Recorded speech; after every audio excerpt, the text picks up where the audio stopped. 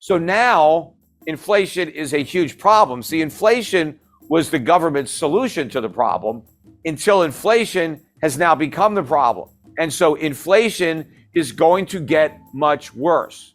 Forget about what these central bankers and politicians are saying about their commitment to fight inflation, how they're resolute and how they're determined no matter what to bring the inflation rate back down to 2%. That's never going to happen.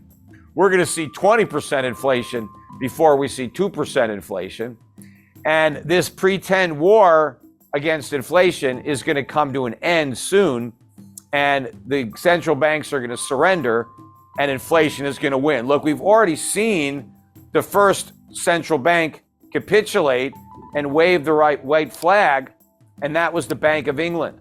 The Bank of England, a week or two ago, was every bit as committed to fighting inflation as the Fed, until the inflation fight threatened a financial crisis, and then they cowered out, turned around, and they're back to quantitative easing. They went from quantitative tightening to open-ended quantitative easing. In fact, the Bank of England said, we're going to print as many pounds as we have to. We're going to keep on buying gilts. We're not going to let interest rates go up. They have to let interest rates go up. If you want to fight inflation, you got to let interest rates go up. But the other thing you have to do to fight inflation is to make government spending go down, because government spending is the source of that inflation. Governments are running deficits, and the central banks are monetizing those deficits by creating inflation. Governments are actually funding themselves through inflation. When you have a budget deficit, you're not getting government for free. Every nickel that the government spends has to be paid for by the citizens.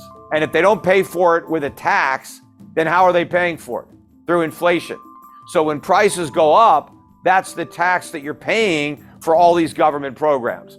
And so if the government wants to get rid of inflation, well, then it has to get rid of those programs, or it has to raise taxes to finance those programs. And that's not happening. That's not happening anywhere. Nowhere in the world, despite all these governments that claim they want to fight inflation, no government is actually doing it. Nobody is cutting spending. In fact, in the UK, they cut taxes. Well, when you cut taxes, you increase the inflation tax. So the British were claiming that they wanted to fight inflation, while at the same time creating even more of it. That is the problem. But the same thing is going to happen to the Federal Reserve in the United States. You cannot raise interest rates without creating a financial crisis. The financial crisis we had in 2008 was a result of a normalization of interest rates. It wasn't simply a subprime problem. The reason subprime was the problem was because it was debt. People borrowed money and they couldn't pay it back. Why were they able to borrow the money? Because it was cheap. The Fed lowered interest rates to 1%. They created a housing bubble. Housing prices went up. People borrowed money against those inflated property values. They borrowed money with artificially low interest rates. And when interest rates went up, property prices went down. People didn't want to pay their mortgages. You get a financial crisis because now the banks didn't get their money back. They loaned all this money out. They didn't get it back. That was why we had a crisis. Well, today we have much more debt than we had in 2008. We had 0% interest rates for almost 10 years. Think about all the debt that was taken on during those 10 years by not only the government, corporations, private citizens. Do you think they can repay that debt when rates normalize? Of course not.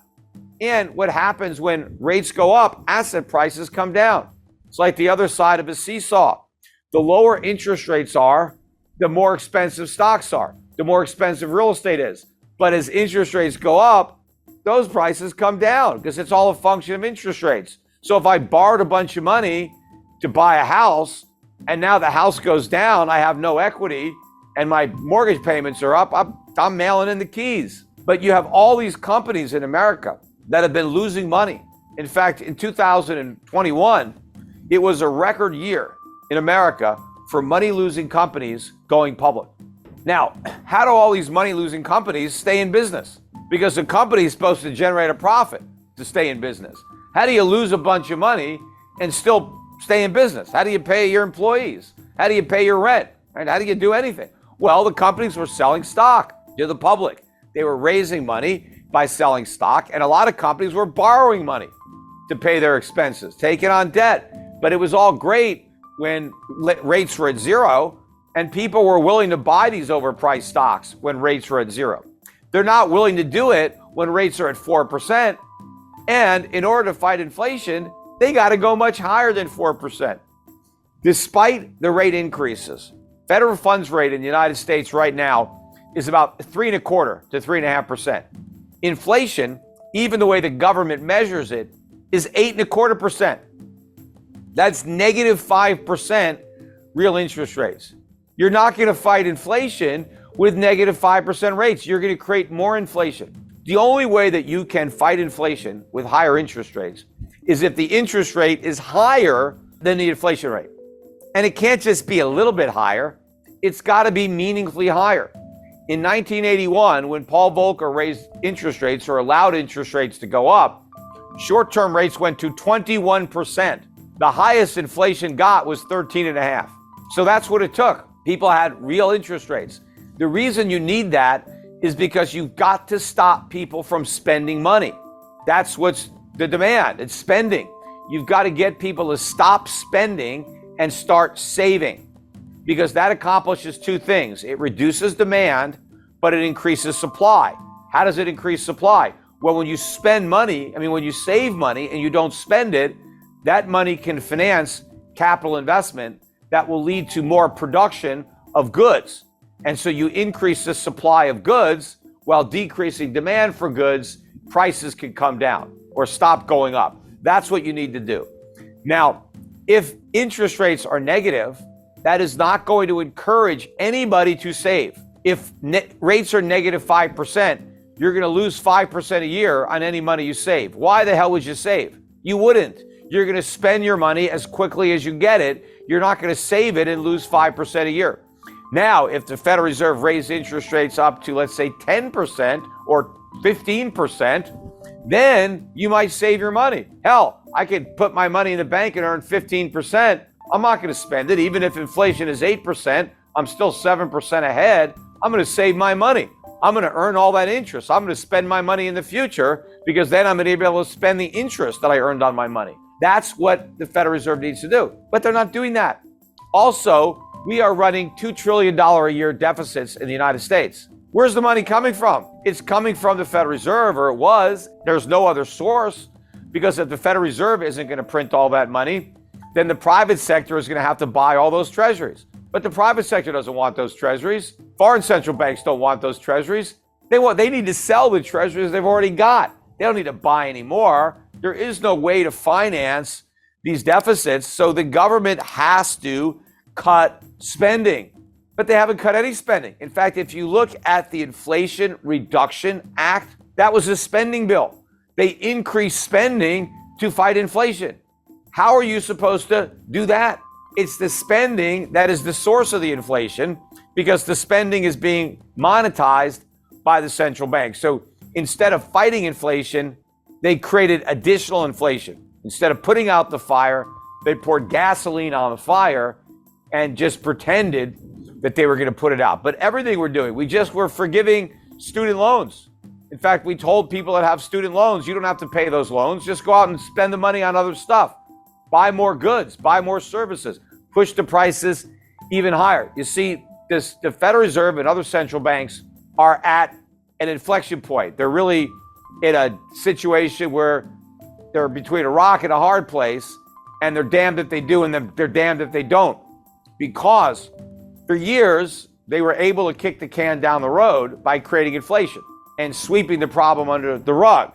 But now that inflation has become the problem, they can't solve the inflation problem by creating more inflation, because the solution to every problem has been inflation. The economy is weak, print money, lower interest rates. Companies are failing, let's bail them out. How do we pay for that? Print money, create inflation. So inflation has been kind of the one-trick pony. It's been a cure-all. Whatever ails us, just inflation is going to be the cure. Well, now that inflation is the disease, where's the cure? There is none. Any more stimulus, and we end up with an overdose. And that is where we are right now. And what's keeping everything going, the reason that we haven't already seen a collapse in the bond market or a collapse in the value of the US dollar, the reason we've had a rally in the dollar is because the world is still has faith in the Federal Reserve. The world still believes that the Federal Reserve is serious about bringing inflation back down to 2% and that it has the ability to bring inflation back down, but it doesn't. Remember, it was the Federal Reserve back in 2008 or 2007 that said not to worry about the subprime market. It was contained. Of course, we saw how contained that was. But even before the subprime problems, they told us there were no problems. They said there wasn't a real estate bubble. And they said even if the real estate prices went down, it wouldn't hurt the economy because it was so strong. So the Fed has a very bad track record. And more recently, with respect to inflation, first the Federal Reserve said we didn't have enough inflation. Then when inflation got to 2%, they said, oh, well, we need to have it a little bit higher than 2% to make up for all the years that it was a little bit below 2%. And then when it got much higher than 2%, they said, don't worry about it, it's transitory. It's all going to go away on its own. And they said that for a year as inflation got worse and worse and worse until they finally admitted that it wasn't transitory. And so now they're claiming that they're going to solve the problem. But that's another lie. It's just like the transitory lie. They knew inflation wasn't transitory, so why didn't they admit it? Because they couldn't fight it. Because they knew that fighting inflation would crash the house of cards that was built on a foundation of inflation. Everything the Federal Reserve has done has been to artificially prop up an overly leveraged economy.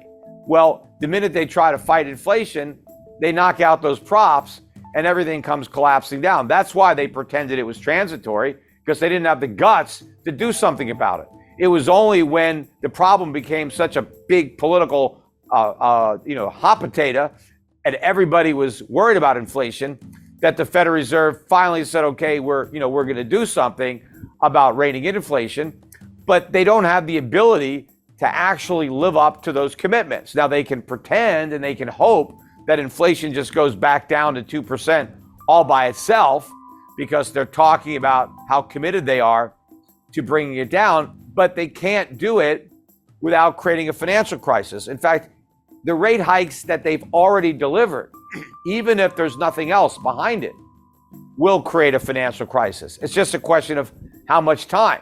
See, it already happened in the UK, or would have happened, and we're very close to that point now.